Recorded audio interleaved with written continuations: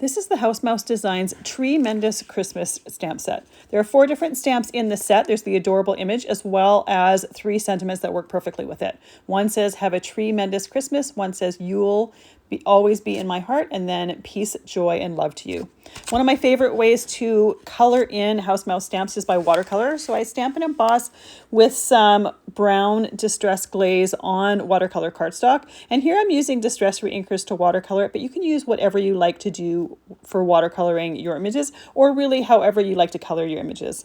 When I watercolor, I like to add a little bit of visual texture. There's a little bit of extra texture by heat embossing, but by using Perfect Pearls pigment powders, I can add a little bit of metallic shine to different areas. Metallic watercolors would also do the same thing.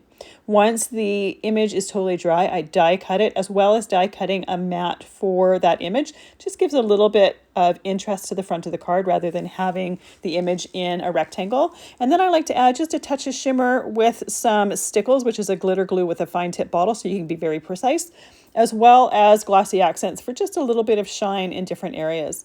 This is such an adorable stamp set for creating Christmas cards, and I love having sentiment options.